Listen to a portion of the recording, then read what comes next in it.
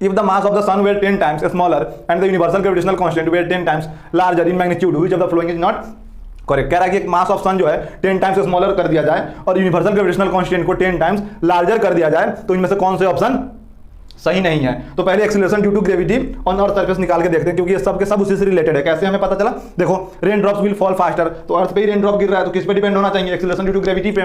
Walking on the ground would become more difficult, ये भी gravity पे डिपेंड होगा, एक्सीलरेशन ड्यू टू ग्रेविटी पे। थर्ड टाइम पीरियड भी एक्सीलरेशन ड्यू टू ग्रेविटी पे डिपेंड होगा, और जी ऑलरेडी बोल ही रखा है ऑन अर्थ। तो सबसे पहले एक्सीलरेशन ड्यू टू ग्रेविटी ए निकालो। एक्सीलरेशन ड्यू टू ग्रेविटी, एक मिनट रुक जाओ, acceleration due to gravity g dash equal to, मान लो जी डैश, ये capital G dash mass of earth upon r square, radius of earth का square, ये होता है। ओरिजिनल जी निकालना होता तो हम जी इक्वल टू लिखते G M upon R E square, बोलो सही। लेकिन अब यूनिवर्सल ग्रेविटेशनल कांस्टेंट को 10 टाइम्स लार्जर कर देना है, इसमें मास ऑफ सन का तो कोई रोल नहीं होता, इसमें मास ऑफ सन का कोई रोल नहीं होता, बोलो सही। तो सही, तो g dash equal to, g dash की जगह पे हम 10 टाइम्स ऑफ जी लिख सकते हैं, 10 times of universal gravitational constant लिख सकते हैं, 10 जी मास ऑफ अर्थ को मास ऑफ अर्थ से डिनोट करो अपॉन आर ई स्क्वायर। अब जरा इसमें से 10 बाहर खींच लो, G M E upon R E square अगर मैं करूं तो क्या ये जी के बराबर है? Original acceleration due to gravity के बराबर। तो सो जी dash equal to 10 times of जी हो गया, मतलब कि जी dash greater than ji. Acceleration due to gravity क्या हो गया? बढ़ गया। अल्टीमेटली क्या हुआ? फाइनली क्या हुआ? एक्सीलरेशन ड्यू टू ग्रेविटी बढ़ा हुआ है, वो भी 10 टाइम्स, 10 गुना बढ़ गया।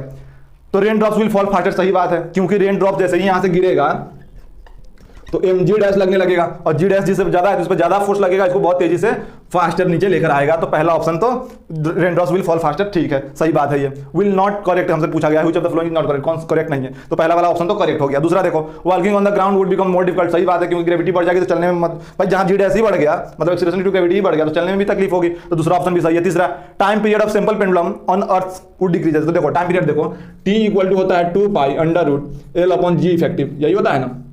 अब जी बढ़ गया तो इसका मतलब टाइम पीरियड क्या हो जाएगा? डिक्रीज कर जाएगा। भाई जी बढ़ चुका है ना, जी डैश ग्रेटर देन जी हो चुका है, तो यहाँ पे time period, original time period निकालते हैं तो जी लिखना पड़ता, और टाइम पीरियड टी डैश निकालोगे तो 2 pi under root L by G dash लिखना पड़ेगा, और जी डैश जी से ज्यादा है मतलब टाइम पीरियड डिक्रीज कर जाएगा, क्योंकि ये नीचे है ना, जी डैश जितना बड़ा होगा टी डैश उतना ही कम होता जाएगा, तो जी डैश बड़ा है जी से, इसका मतलब टी डैश डिक्रीज हो जाएगा टी से।